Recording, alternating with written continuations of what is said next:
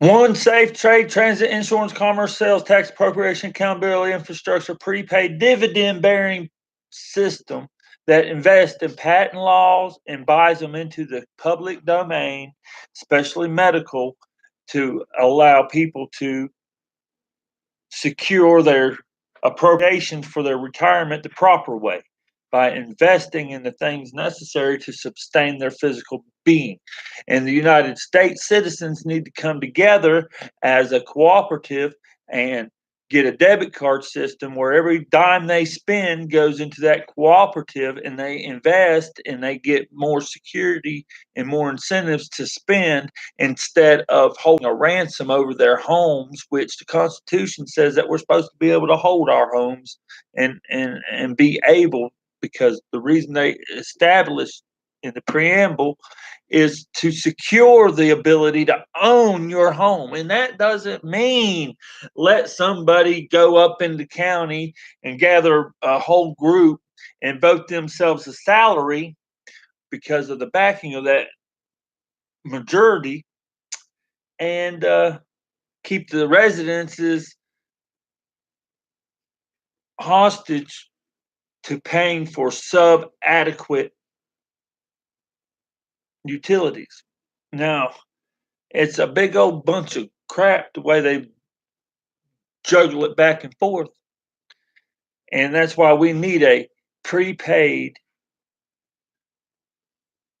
investment strategy that is going to overlap and eliminate the need for the existing tax structure. And Paul Ryan didn't do nothing to fix the tax system, but beat it down the road what it already was, to hedge their investment of the last 30 to 40 years post World War II into a more secure and fluid and dynamically nimbler and all that crap, evidently, because we still have little cultures of county. There's I live in like two major counties, maybe three or four or five at a time, because when you go to work in all these counties, you're considered living there. You go there all the time, you know. So you do all this commerce in all these counties, and you own a little bit of property in a couple of different counties, or have workings in different counties, and you realize everybody's getting charged property tax, and they're all just sitting there taking it, and they're not getting what they need. They've delegated the responsibilities of EMS to the first responders, the paramedics, to a private business, instead of placing one of them in every two-story fire department they have. And then they delegate the responsibilities of a sheriff or constable or whatever you want to call it to one central location, away from the fire chief's office, which I think they all need to stack up. If you're going to have one facility that the taxpayers are paying for, that sucker might as well be able to accommodate a bus stop, a deputy, a first responder, and a first responder, and then, whatever, fire chief,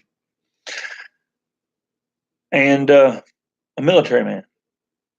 All right, there should be adequate transport available at these places. And I mean, if you're going to build a two-story building,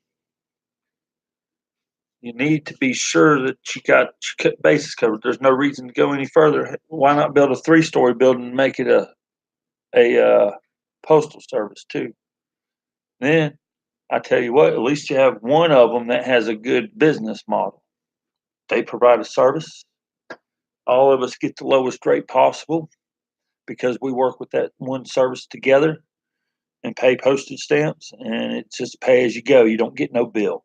You never get a bill from the post office. You might get, you gotta fix the elevation. Well, when the motor grader takes an inch every time the motor grader grades, you lose it. So, get it, got it.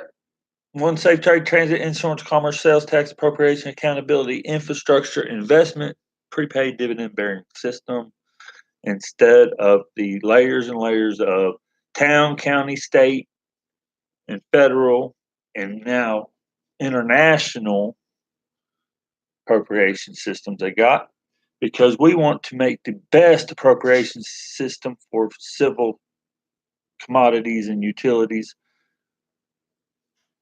a exportable idea to tag along with the civil order of law, to export it around the globe so we can indulge in various climates and travel safely, more fluid.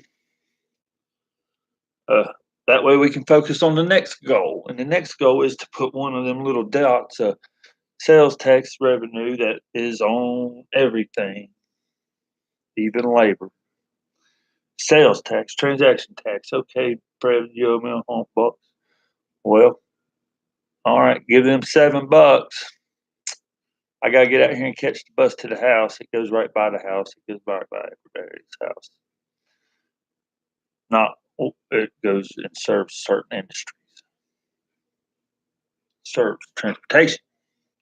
Because you see 100 cars go down through here. You know how many people like to ride a bus? I like to ride a bus. I like to walk even more, but I can't just walk where I want to walk and need to walk. I have to drive an individual car that uses more resources than at times I need. And buses could have a whole bunch of individual seats in it, compartments. Remember the phone booth? Oh, what'd that just say? Well, that helps, especially if it has a little button you can push if you got in there and you're sick and you're getting ready to leave. Just hit the button and it sterilizes it. Or maybe a little mist or something in there when you're getting in. I don't know, but we could do it. There ain't no reason why we don't do what we can do. Oh yeah, there is. They want to keep the fake economy rolling on and on and on and on, and not really incentivize mass movements toward exploration, which seems to be something we all like to do. All right, there we go. I hadn't made any videos in so long that we're explaining it. And on some of the civil issues, we're just going to adjust the ages, the timing, and the hours of operation. We're going to do it sooner than later, Misters and Misses. Please.